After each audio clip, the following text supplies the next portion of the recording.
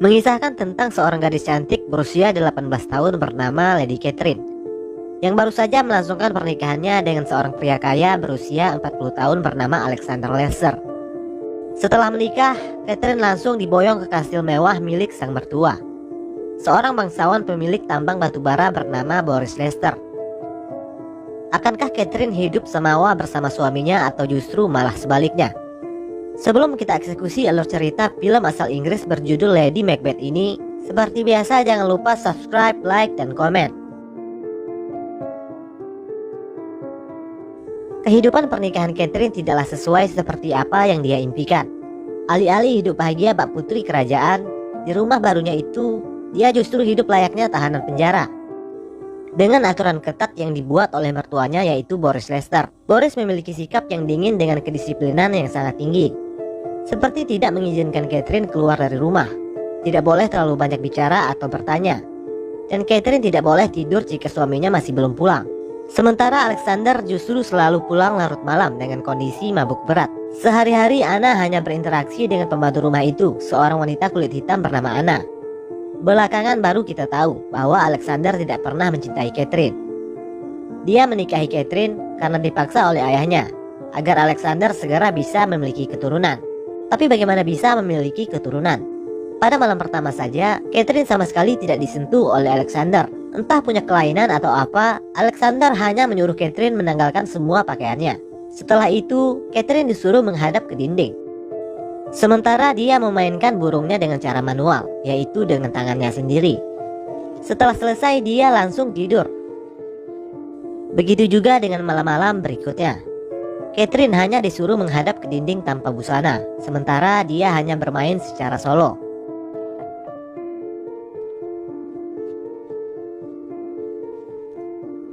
Face the wall.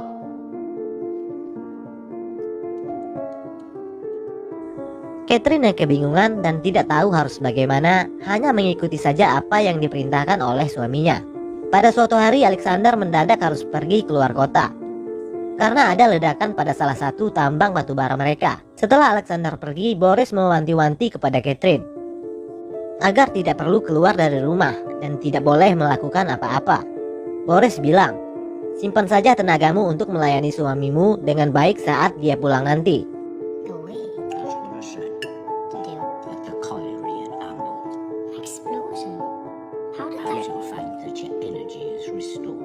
Setelah suami dan mertuanya pergi, Catherine yang merasa kebosanan karena tidak ada teman yang bisa diajak bicara dan tidak punya kegiatan apapun selain hanya pergi ke gereja pada setiap hari Minggu.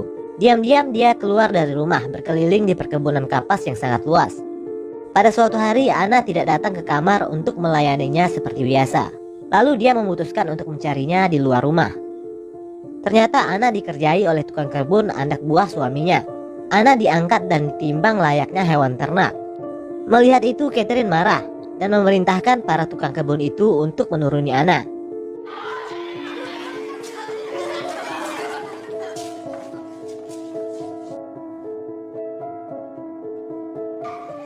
Setelah Anna pergi, Catherine bertanya kepada salah satu tukang kebun itu, berapa kira-kira berat badannya. Si tukang kebun itu lalu mengangkatnya secara paksa untuk ditimbang. Catherine sangat terkejut dengan ketidaksopanan pria itu. Dia merasa tidak dihormati sebagai istri dari bosnya. Catherine terlihat kesal dan menyuruh para tukang kebun itu untuk kembali bekerja.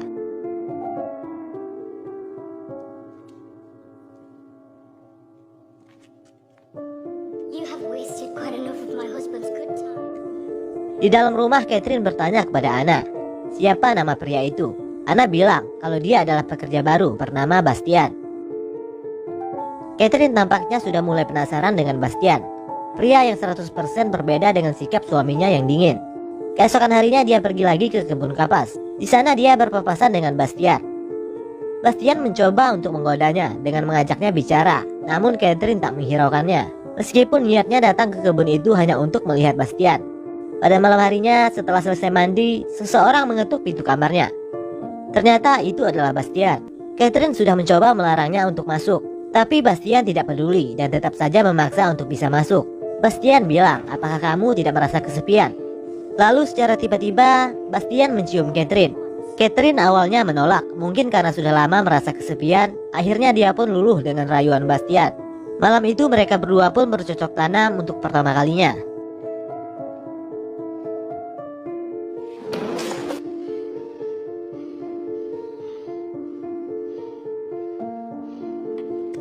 Keesokan paginya melihat Catherine tidur tanpa pakaian, Anna tampaknya sudah mulai curiga bahwa ada yang tidak beres. Catherine yang tadinya pemurung berubah menjadi ceria. Setiap hari secara diam-diam Catherine dan Bastian bermantap-mantap setiap ada kesempatan. Dia pun sudah jarang pergi ke gereja, hingga membuat seorang pastor kepercayaan keluarga Lester datang mengunjunginya untuk menanyakan hal itu. Rupanya diam-diam Anna memberitahu si pastor kalau Catherine menyelinap keluar rumah diam-diam tanpa sepengetahuan suaminya. Catherine tampak kesal dengan pengaduan Anna itu. Suatu hari Anna melihat Bastian menyelinap masuk ke kamar Catherine. Dari lubang pintu kamar, Anna menyaksikan sendiri mereka berdua sedang berhubungan intim. Saat sedang mencari jamur di hutan, Bastian menghampiri Anna. Anna seolah ingin mengingatkan Bastian akan hubungan terlarangnya dengan Catherine. Anna bilang, jika Tuan Boris tahu apa yang terjadi, ini bisa jadi masalah besar. Bastian justru balik bertanya, memang apa yang telah terjadi? Seolah mengancam Anna untuk tidak buka mulut. Anna tampak ketakutan dan memilih untuk diam. Tak lama kemudian Boris Lester pulang. Dia menanyakan kepada Catherine tentang kabar suaminya. Apakah dia sudah pulang? Tapi Catherine justru malah balik bertanya, bukankah kau yang menyembunyikan suamiku? Boris marah mendengar jawaban tidak sopan Catherine. Catherine sengaja menghabiskan minuman amer milik Boris, hingga Anna yang dapat getahnya. Sebagai balasan dari Catherine kepada Anna, karena dia telah mulai ikut campur akan hubungannya dengan Bastian. Boris mengira kalau Anna lah yang telah meminum semua amernya. Lalu Boris menghukum Anna dengan menyuruhnya merangkak seperti hewan.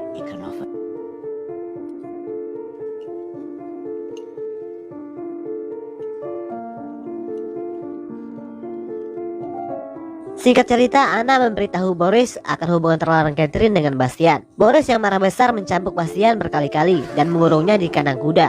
Mendengar Bastian yang dikurung, Catherine mencoba untuk membebaskannya. Namun kunci kandang itu dipegang oleh Boris. Tanpa rasa takut, Catherine memaksa Boris untuk segera melepaskan Bastian. Namun Boris malah marah besar dan memaki Anna dengan kata-kata kesat.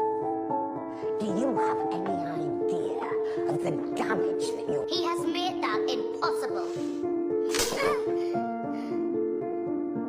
Catherine sekali lagi menyuruh Boris untuk segera melepaskan Bastian. Namun sekali lagi Boris marah besar dengan melemparkan piring ke arahnya. Lalu dia masuk ke ruang lain dengan membawa piring makanannya. Dari luar, Catherine mengancal pintu ruangan itu dengan kursi agar Boris tidak bisa keluar. Kemudian Catherine menyuruh Anna untuk duduk dan makan bersamanya. Secara terpaksa Anna menurutinya.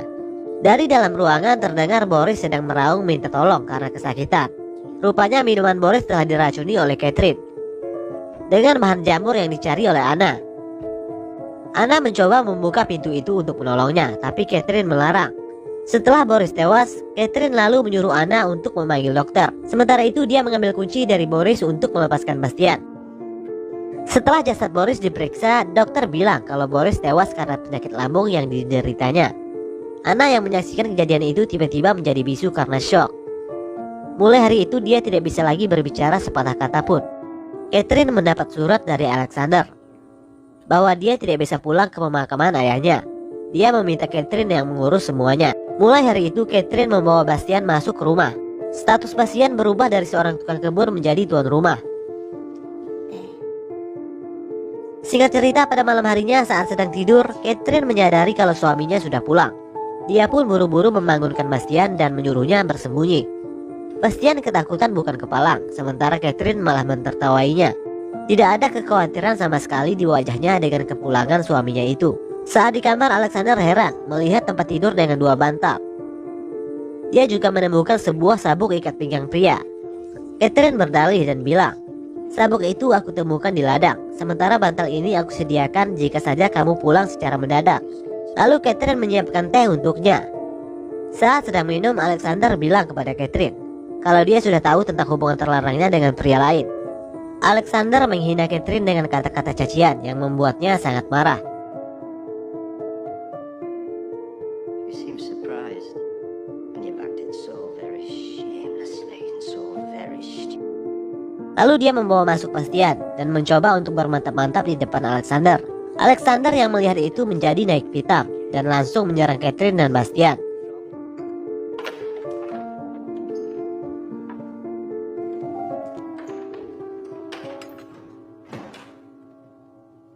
Setelah bergelut cukup lama, Alexander akhirnya tewas, dipukul oleh Catherine dengan besi berkali-kali. Bastian yang shock melihat itu ditenangkan oleh Catherine.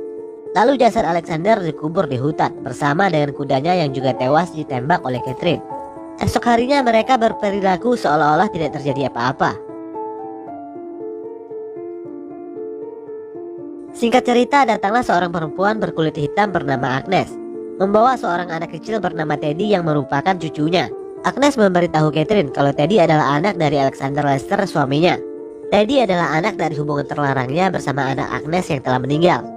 Agnes memegang surat dokumen yang sah yang dibuat oleh Alexander sendiri, yang menyatakan kalau Teddy adalah ahli waris yang sah.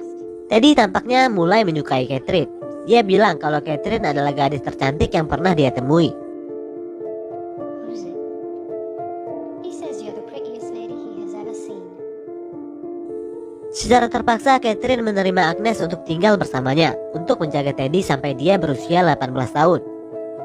No, we'll be used to smaller spaces from your days in your tiny house.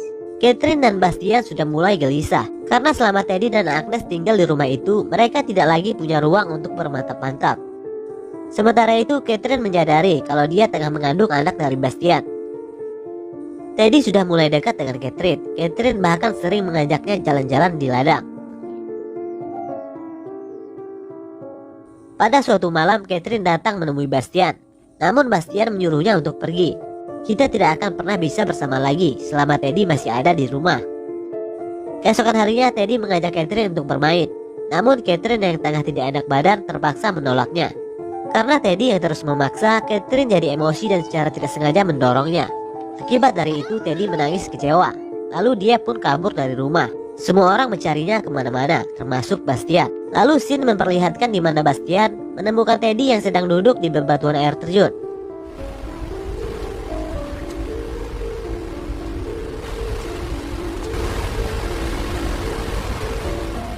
Lalu scene berpindah lagi di mana Bastian membawa pulang Teddy yang dalam keadaan lemas.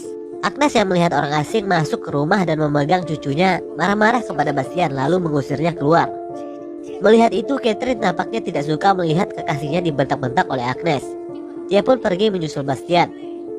Bastian mencoba untuk pergi dari rumah itu. Dia tidak terima dipermalukan oleh Agnes. Catherine mencoba menahannya. Catherine meyakinkan Bastian untuk bersabar sedikit lagi dan berjanji kalau semuanya akan segera selesai. Lalu Catherine kembali ke rumah dan menyuruh agar Agnes beristirahat, biar dia yang gantian menjaga Teddy. You need some rest and he'll need you when he wakes up. Lalu menyuruh Bastian untuk masuk. Kemudian Catherine membekap kepala Teddy dengan bantal. Sementara itu Bastian membantu memegang kakinya, dan Teddy pun tewas karena kehabisan napas.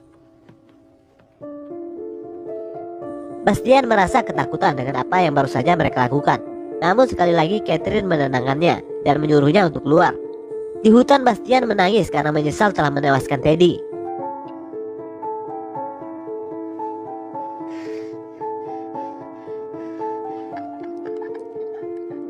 Di tempat lain Catherine berdalih saat menjaga Teddy dia sempat tertidur 10 menit. Setelah bangun dia menemukan Teddy sudah tidak bernapas lagi. Dokter bilang kalau ada bekas memar di muka Teddy. Kemungkinan seseorang telah dengan sengaja membekapnya. Kepada polisi Catherine bilang memar yang ada di muka Teddy kemungkinan akibat terjatuh dari air terjun. Tampaknya polisi sudah percaya dengan semua ucapan Catherine. Namun tiba-tiba Bastian masuk. Dengan menangis karena menyesal, Bastian membuat pengakuan kepada polisi kalau Catherine lah yang telah menewaskan Teddy. Begitu juga dengan Boris dan Alexander, dan dia juga ikut membantunya. Bastian bilang kalau Catherine seperti penyakit yang menjalari tubuhnya. Aku selalu menuruti apapun yang dia mau. Mendengar itu Catherine terlihat kecewa dengan Bastian. Dia membantah keras semua tuduhan Bastian dan balik menudingnya bahwa Bastian lah yang telah menewaskan Teddy atas motif dendam karena tersinggung lantaran diusir oleh Agnes. Begitu juga dengan Boris yang diracun dari jamur yang dicari sendiri oleh Anna di hutan. Catherine bilang Anna dan Bastian sengaja menewaskan Boris dan Alexander karena takut hubungan terlarang mereka berdua terbongkar. Anna yang bisu tidak bisa memberikan kesaksian apa-apa. Sehingga polisi lebih mempercayai keterangan dari Catherine yang merupakan seorang bangsawan yang tidak mungkin melakukan perbuatan tidak terpuji. Di akhir cerita, Bastian dan Anna dihukum mati. Sementara Catherine tetap tinggal di rumah itu sendirian dalam keadaan kesepian sepanjang hidupnya. Lalu film pun berakhir.